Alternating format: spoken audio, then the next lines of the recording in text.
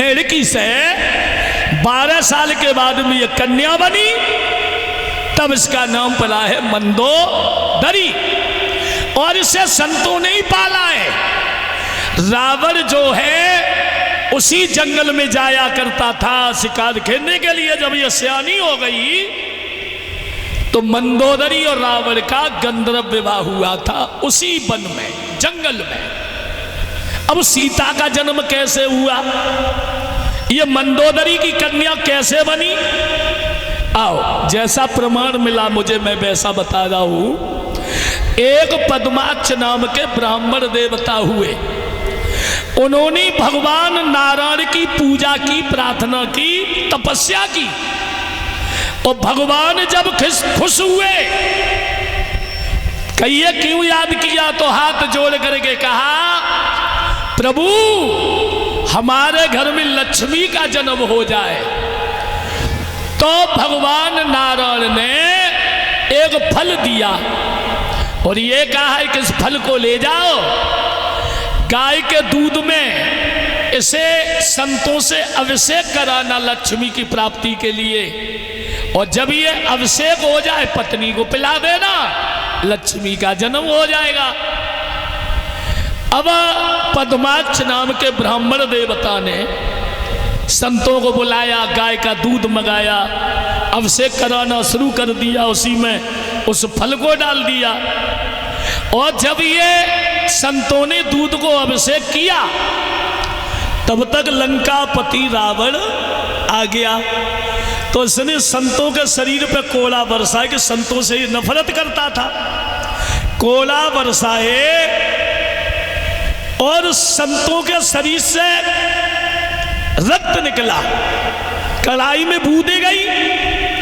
और रावण ने उस दूध को घड़ा में बंद कर लिया। और घड़ा में भरने के बाद लंका में वो दूध को लेके आ गया। और मंदोदरी से बोला, इसमें जहर है, इसे धोखे में पी मत लेना। मंदोदरी बोली, ठीक है महाराज। अब परीक्षित धीरे धीरे समय बीता।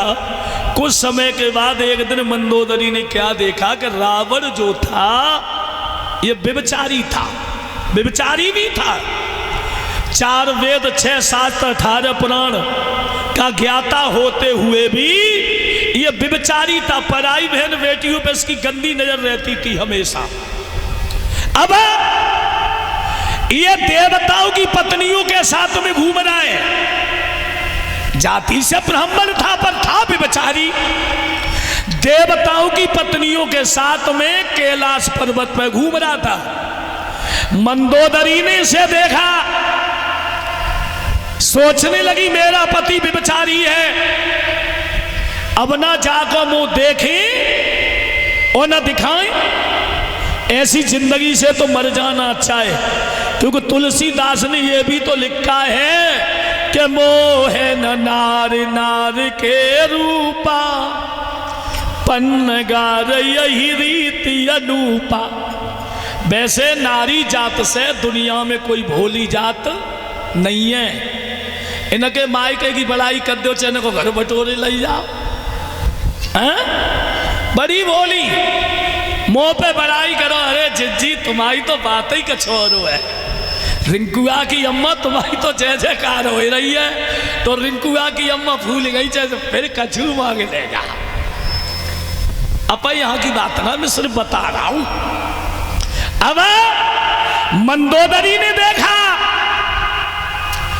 क्या देखा मंदोदरी ने कि मेरा पति देवताओं की पत्नियों के साथ में घूम रहा है। इसने सोचा कि एक दिन हमसे ये कह रहे कि इस घड़ा में जहर है। भक्तों, परीक्षित मंदोदरी ने वही घड़ा वाला पदार्थ पी लिया, इसके गर्भ ठहर गया। धीरे धीरे समय बीता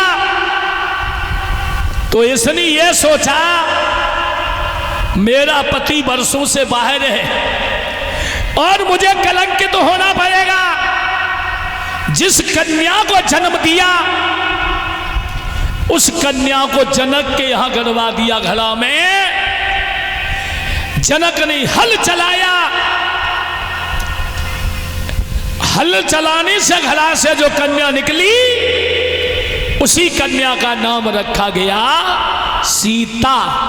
इस तरीका से सीता जी का जन्म हुआ है। बोलिए गोविंद भगवान की। अरे काऊ दिना जिंदगी धोखा दे जाएगी, दस कर